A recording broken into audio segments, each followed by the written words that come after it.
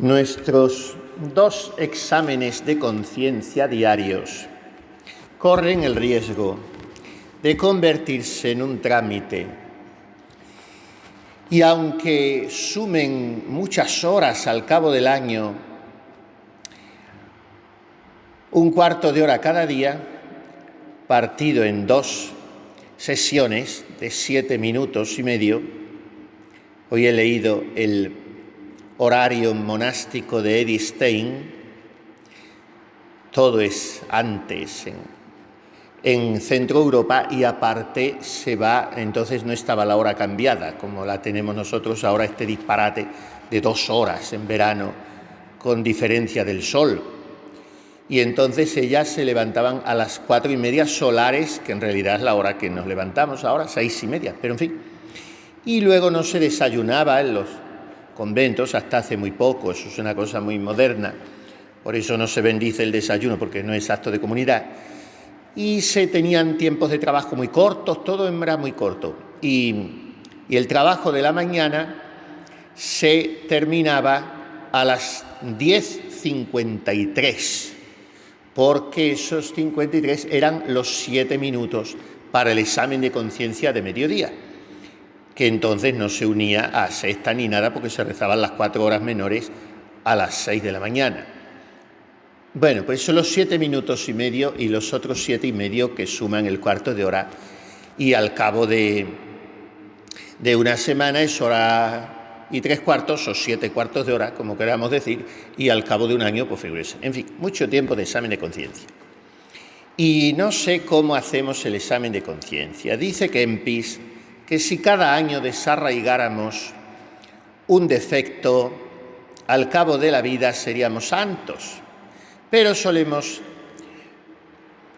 tener que acusarnos siempre de los mismos pecados porque no los combatimos con seriedad, o porque hemos desesperado de erradicarlos, o porque somos flojos, o porque nos parecen esos pecados nuestras virtudes.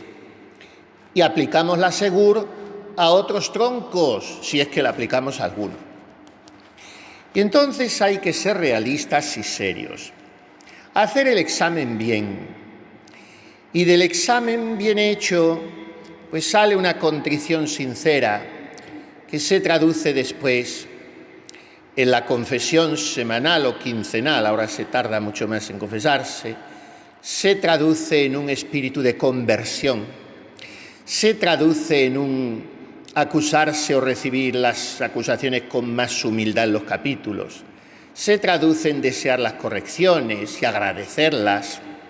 Entonces, muchas de nuestras tibiezas y aposentamientos en la mediocridad proceden de que desperdiciamos el tiempo de examen de conciencia, o que habiendo empezado a hacer un examen muy milimétrico, muy sudoroso, muy voluntarista, muy exigente, nos hemos agotado, porque así no hay quien aguante el examen tampoco. El examen tiene que ser a la luz del amor y de la flexibilidad cariñosa, pero exigente a la vez, del corazón de Jesús. No sobre una cuadrícula mía de debe y haber, porque eso es, como digo, muy enojoso. Y entonces el examen podríamos hacerlo de muchas maneras y podríamos hacer cada uno de los 2 exámenes del día con un diverso enfoque. De manera que, por ejemplo, el de la noche fuera examen general de la jornada, de mis actos, y el de mediodía fuera examen particular sobre el defecto o pasión dominante, que es el que en mí tiende a prevalecer sobre los demás y que por tanto se hace sentir en mi manera de opinar, de juzgar o de callar, de simpatizar, de querer, de obrar. O sea que este defecto dominante del que vamos a hablar brevemente hoy condiciona mucho mi manera de actuar y mi modo de aprovechar o desperdiciar mi vida consagrada. Por pequeñeces, pero pequeñeces en las cuales se encuadran todas mis actitudes, aspiraciones y disposiciones habituales de mi corazón. Este defecto dominante en cada uno de nosotros guarda una íntima relación con nuestro modo de ser individual y procede mucho, por eso, erradicarlo total y absolutamente es una ensoñación utópica, pero mantenerlo siempre incólume e integérrimo es una indolencia incalificable. Hay que combatirlo. Y procede, digo, de nuestro temperamento. Hay temperamentos, el temperamento está determinado por la preponderancia de un humor corporal, y aquel en el cual predomina la sangre es vehemente y primario y rápido, y en el que predomina la linfa es cachazudo e inalterable, pero muy lento. Y luego está en el que predomina la bilis, que es el colérico, que funciona con el hígado, y el que se mueve por el sistema nervioso y tiene siempre una sensibilidad acusadísima que le juega muy malas pasadas, pero que le proporciona muchas ventajas artísticas, contemplativas, afectivas, pero es espada de doble filo el temperamento nervioso. En fin, como todos, porque todos tienen su parte buena o mala. Entonces hay temperamentos naturalmente inclinados a la molicie, a la sensualidad, a la comodonería, a la gula, a la pereza, a la sensualidad, y otros tienden a la soberbia. De manera que no todos subimos por el mismo camino a la cumbre de la perfección.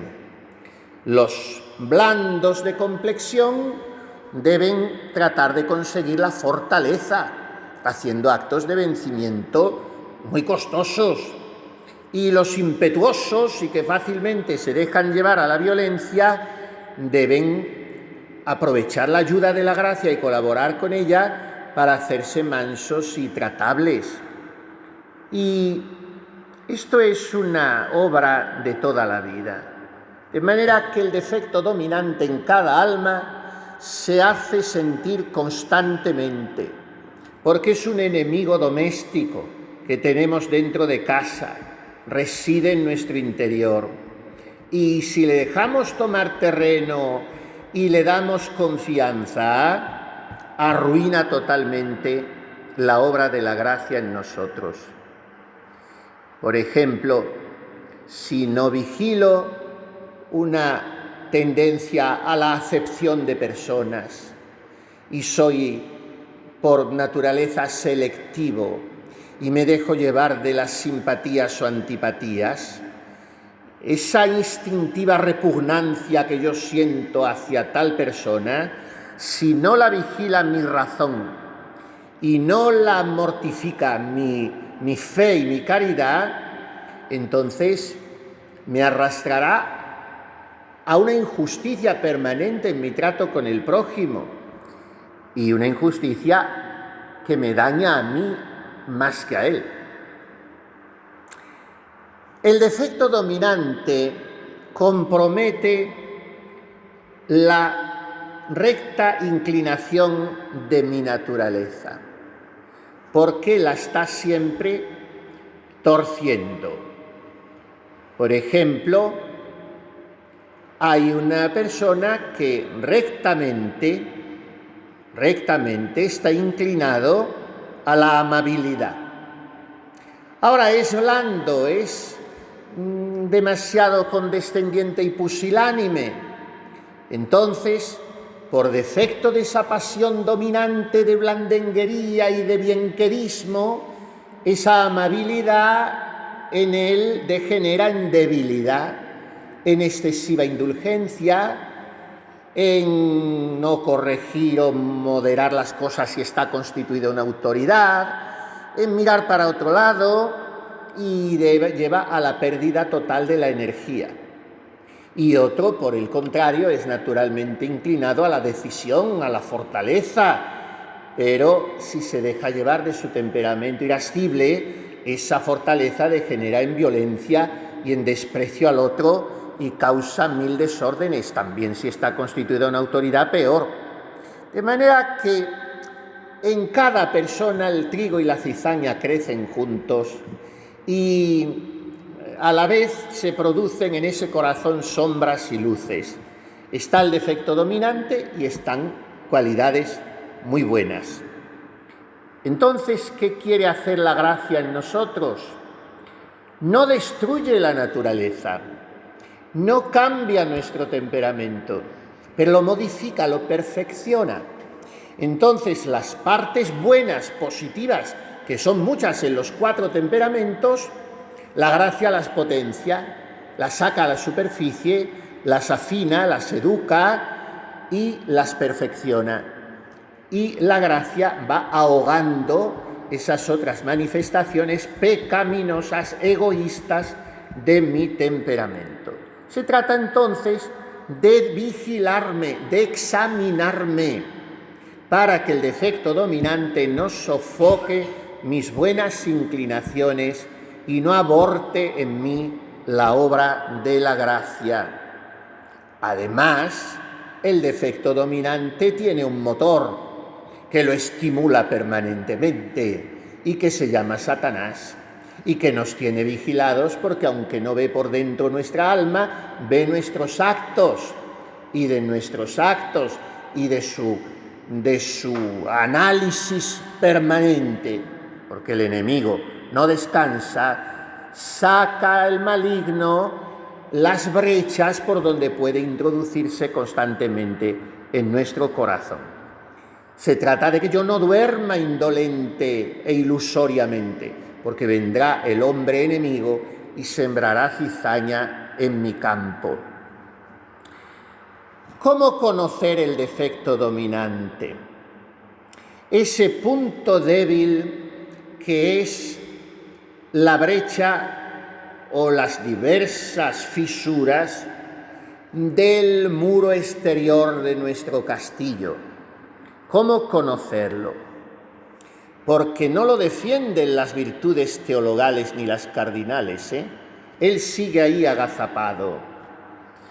Y si el alma es sincera, es bastante fácil desenmascarar el defecto dominante, sobre todo cuando se es principiante. A diferencia de otros muchos campos en la vida espiritual, en que el principiante se engaña por su romanticismo, por su falta de experiencia, por su ausencia todavía de realismo espiritual, por su vanidad de adolescente, de creerse santo a los 6 meses de vida de oración.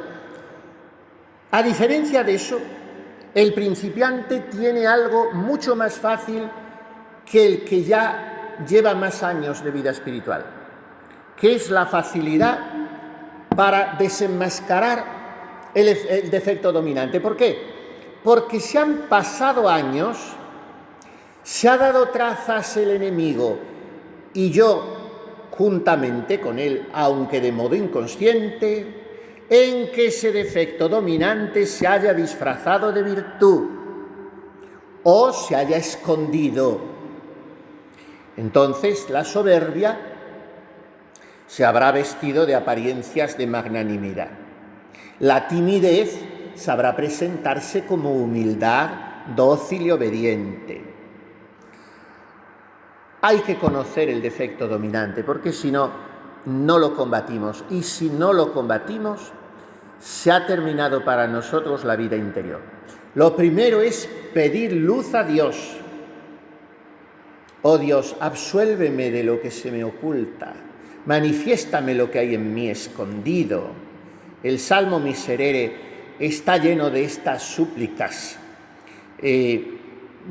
Interiormente escrútame, ponme a prueba como el fuego en el crisol. En fin, todos los salmos tienen algunas expresiones de estas. Pues, Dios mío, hazme conocer los obstáculos que de manera más o menos consciente me impiden ir a ti, y hazme ver claramente los escolios que yo estoy poniendo a tu gracia para que no llegue a mí. Y si soy negligente, te lo digo desde ahora, aparta tú mismo esos tropiezos, te lo digo ya, aunque me hagas sufrir, quítamelo. Y después de pedir luz a Dios, que siempre es lo primero y hay que hacerlo todos los días, examinarse seriamente. ¿De qué manera hay que hacer el examen? Pues de la manera que no lo solemos hacer, yendo no a los efectos, sino a las causas. A mí qué me importan los efectos, ni que esté toda la vida teniéndome que acusar de falta de silencio, de falta de caridad, de falta de puntualidad, de falta de recogimiento, de falta de... yo qué sé. No, hay que ir a la causa. ¿Por qué? Porque si yo no clarifico ese por qué, voy a estar siempre en lo mismo. Entonces la pregunta es, ¿a dónde van mis ordinarias ocupaciones y preocupaciones cuando me despierto, cuando me encuentro a solas? Entre día, ¿cuál es el blanco de mis pensamientos y mis deseos? Sin echar en olvido, repito, que el defecto dominante, de una manera muy sutil y a veces hasta muy elegante, siempre muy artera y estratégica, se alza como caudillo de todas las demás pasiones, tomando apariencia de virtud. Y si no se combate, puede llegar incluso hasta la impenitencia final. Pensemos en Judas. Llegó a donde llegó porque no le cortó la cabeza a la avaricia. Y esto le hizo traicionar a Jesús. Y a nosotros nos puede hacer traicionar al corazón de Jesús con una serie de infidelidades semiconscientemente consentidas a lo largo de toda la vida, el no cortar a tiempo manifestaciones de mi yo en mil cosas. Entonces, la pregunta es, ¿cuál es generalmente la causa de mis tristezas y alegrías? ¿Dónde están mis 4 pasiones? Las pasiones del alma son neutras, no son buenas ni malas. Es que se deja llevar por sus pasiones, pues que se deje, con tal que se deje bien. Es que hemos convertido la pasión en una palabra horrible y lo hemos hecho sinónimo de lo bajo, de lo carnal, de lo mundano. No, las pasiones son algo que en principio puede ser muy bueno, pero que nuestra condición pecaminosa y nuestra concupiscencia las convierte en muy malas. Las pasiones del hombre son 4. Esto es pura filosofía, pura antropología. Deseo, gozo, dolor y temor. Donde decimos dolor, otros dicen tristeza. Bueno, pues esas son las pasiones. Deseo, gozo, dolor y temor. La pregunta es, ¿qué en cada pasión? ¿Cuáles son mis deseos? ¿Qué es lo que me hace gozar? ¿A qué tengo miedo? ¿Qué me pone triste o me duele? Si la respuesta es yo, ya sé dónde estoy. Sin embargo, si con los años puedo responderme, ¿qué temo? Nada más que ofender a Dios, ante la posibilidad terrible, estremecedora de verme apartado de Él un instante. Entonces no temes que quede empañada tu imagen, o lo que los demás opinen de ti, o que te corrijan. Pues mire usted, sí que lo temía y me condicionaba mucho, pero el Señor me ha ido liberando, porque te has examinado bien y has pedido luz. ¿Qué deseas? ¿Deseas la consideración de los demás? ¿Deseas un poco más de descanso? ¿Deseas que no te quiten de este oficio? ¿Deseas 4 bobadas ridículas? No, yo no deseo más que la gloria de Dios y la salvación de las almas. Creo que no deseo más. Hombre, una intención pura, rectilínea absolutamente, ¿quién la tiene? Pero procuro que no deseo, no creo que voy estando bastante libre. Bueno, pues así, las 4 pasiones. Deseo, gozo. ¿Qué te hace gozar? ¿Qué te pone alegre? Porque hay personas que no se las ve sonreír más que cuando se les dedica un halago, y si no están mohinas y mustias, y así, deseo, gozo, dolor y temor. Y entonces, ¿cuál es el motivo de mis acciones? ¿Por qué he hecho esto así? ¿Por qué lo he hecho aquí? ¿Por qué lo he hecho ahora? ¿Y cuál es el origen de mis pecados? No de una u otra falta accidental. Y usted, el otro día he tenido un arranque de genio. Bueno, si eso es una vez cada 5 años. Ahora, es que es una cosa recurrente que yo me enfrento al superior o que yo estoy juzgando siempre es algo recurrente. O el silencio, falto al silencio. ¿Cuál es el origen? ¿Por qué? Porque esos pecados habituales en realidad están creando en ti un estado habitual de resistencia a la gracia. Y si ese estado es permanente, se va a bloquear tu crecimiento espiritual. ¿Por qué causa se resiste mi alma a tomar esa dirección recta, limpia, libre, elevada? ¿Por qué causa? Y si voy ahondando y voy tirando del raigón, me encontraré con cada tontería, con cada ridiculez, que me avergonzará, y como a veces no quiero verme en ese espejo, por eso no tiro del raigón. El problema es que no me veo en el espejo yo, pero todos los demás me ven, y sobre todo me ve el Espíritu Santo, que está deseando poder reflejar sus perfecciones en ese espejo y se lo encuentra muy empañado y nublado. Y también nos ayudará a tenernos, no para condicionarnos ni para desear quedar bien, no, pero a tenernos al juicio de los demás, porque nadie es juez en causa propia. Entonces, si el superior en las conversaciones con él, el confesor si le has dejado hablar y el capítulo, te han dicho a veces cualquier cosa, piensa en eso, porque te darán más luz, porque es un proyector externo y yo no soy juez en causa propia. El problema es que la mayoría de las veces no escuchamos, y si lo hacemos es pensando en la respuesta o en la estrategia de contraataque. Y claro, no nos dejamos ayudar. La excusa está siempre a flor de labios y eso inhabilita todo. Decíamos el otro día, del gran bien que hay en no disculparse cuando se vean condenar sin culpa, que es el título de uno de los capítulos del Camino de Perfección. Y entonces, si en lugar de dar cauce a la excusa, lo doy a la receptividad, movida por el deseo de la conversión, esas ayudas externas me irán estimulando, en vez de amargando o entristeciendo cuando me corrijan.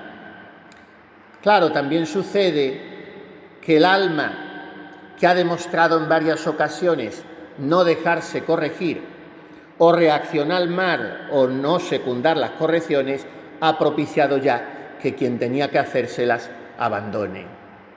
Y entonces esa alma se ha quedado sin la ayuda de la mediación humana porque la ha rechazado lo mismo que ha rechazado la ayuda de la gracia. Y ella es su propia directora espiritual. Entonces no hay que dejar al defecto dominante echar hondas raíces, porque cuanto más profundas sean, más repugnancia experimenta él en dejarse desenmascarar y combatir, porque su vocación es reinar en nosotros y hacer de nosotros un pelele. Y esto llega a tales extremos que suele suceder que cuando alguien nos acusa de nuestro defecto dominante, y esto es mucho de almas consagradas, se responde, Podré tener muchísimos defectos, pero ese justamente no. Y ya está el engaño, ya está el enredo. ¿Por dónde venimos también en conocimiento de la pasión dominante o defecto dominante? Por las tentaciones que con más frecuencia suscitan nuestra alma el enemigo, porque nos ataca por nuestro punto débil. Y esas tentaciones hay que revisarlas. No me refiero a tentaciones de la carne, porque esas no hay que darle importancia porque duran toda la vida y es una tontería. No, me refiero, ¿por qué estoy triste con tanta frecuencia? Esa es la peor tentación. ¿Por qué estoy enfadado habitualmente? Y esto llevo ya meses así. ¿Por qué no descubro en la hermana un tesoro, una riqueza, sino esa propensión al juicio duro? ¿Por qué voy a la ley del mínimo esfuerzo y no me tiro a los trabajos para quitarlo? En fin, esas son mis tentaciones. Bueno, cada uno tendrá las que tenga, pero hay que estudiarlas y aprovechar, por contra, los momentos de inspiración, de fervor, en que el Espíritu Santo está dando un beso a mi alma, no darle un manotazo como esos niños hoscos y descastados y ariscos, que no se dejan besar ni hacer un mimo porque creen que son muy mayores y que eso les menoscaba. Pues así hacemos nosotros muchas veces con el Espíritu Santo. Viene a dar una inspiración, a susurrarnos con dulzura, que por ahí no, con suavidad, y le damos el manotazo.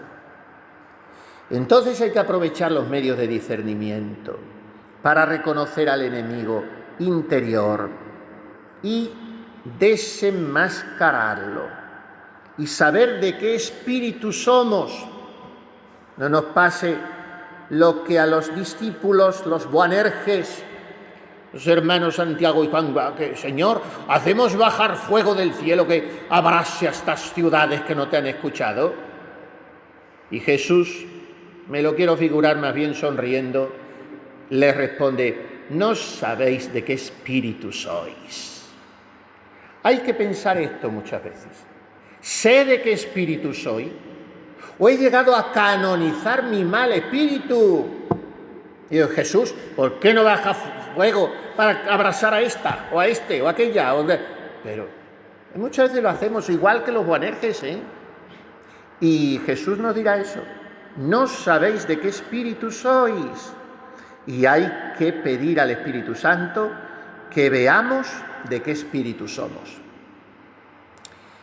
¿Cómo hay que combatir entonces, si me repito y termino, el defecto dominante? Ya lo hemos dicho. Oración, oración, oración. Señor, dame a conocer mi fin y cuál es la medida de mis años.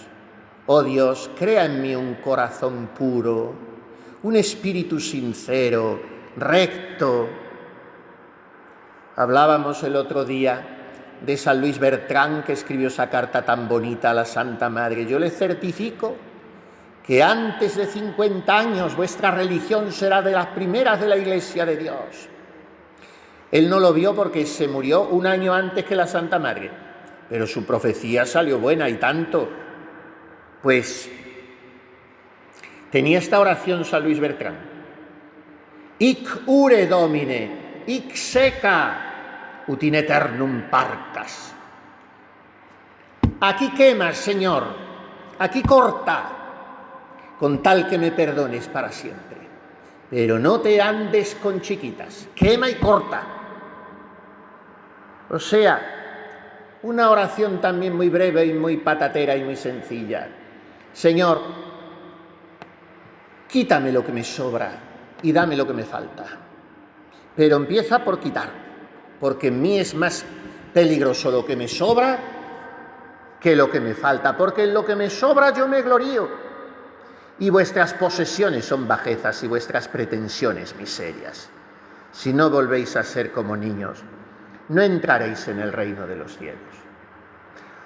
Otro método para erradicar el defecto dominante que también practicamos muy poco: a cada caída, penitencia que me aplico. Penitencia medicinal. Si la caída ha sido contra la caridad, un acto de caridad, visible, que me cueste y que me humille y sonrío y hago un servicio. Si la caída ha sido contra la obediencia, un acto de humillación al superior, de obediencia. Si he faltado a la puntualidad, esta semana voy a estar un cuarto de hora antes todos los días en el coro, levantándome, quitándome del sueño. En fin, penitencias medicinales que yo me impongo y voy domando el jumento, porque si no se me convierte en un potro salvaje al cabo del tiempo. Entonces hay que autoeducarse. Es que yo soy así, es que es mi temperamento, es que es mi salud, es que... Esos son justificaciones, pues que tienen ribetes de diabólicas porque nos las dicta el enemigo. Dios no nos manda nunca lo imposible, sabe cómo somos. Lo dice el Concilio de Trento, citando a San Agustín, tiene una afirmación muy consoladora al Concilio de Trento. Dios no nos manda nunca nada imposible.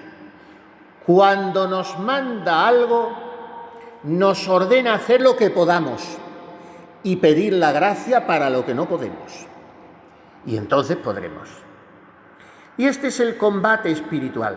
Y esta es la tensión a la perfección cristiana. Sin este combate no hay nunca paz completa, no hay gozo pleno. ¿Por qué? Porque la paz, según San Agustín también, es la tranquilidad del orden. ¿Y de dónde nace el orden? Del espíritu de sacrificio. Solo Él nos estabiliza interiormente, nos centra, nos armoniza, nos serena. ¿Por qué? Porque hace que muera lo que hay en nosotros de desordenado. Y entonces es la caridad la que reina y la que se establece como señora en mi vida, y no es mi yo. Y entonces no es que yo pierda de mi personalidad, como es otro engaño que el demonio susurra a mi oído. Es que si cambias en eso, vas a perder tu modo de ser. No, lo que vas es adquirirlo de verdad. Y vas a ser tú mismo de verdad.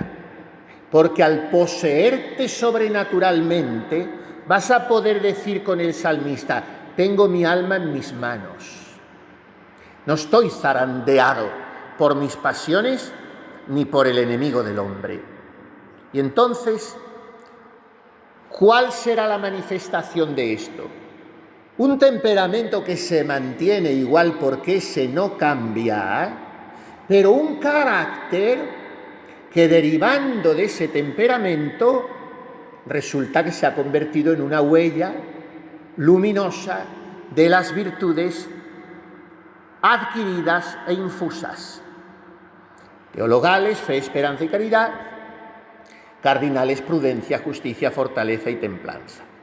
Y el alma está dirigida no a sí misma, y por lo tanto triste y hosca y negativa y juzgadora y dura de corazón, sino que el alma está dirigida a Dios, y todo lo juzga desde Él, y todo lo ama como Él, y todo lo espera en Él, y todo lo resiste con Él, y la vida ha cambiado.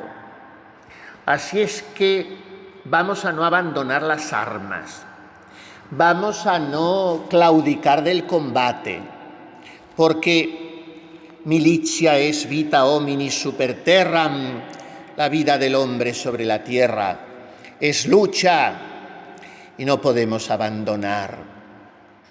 Pidamos a nuestra Madre la Virgen que nos traiga el Espíritu Santo y que nos enseñe a escucharle.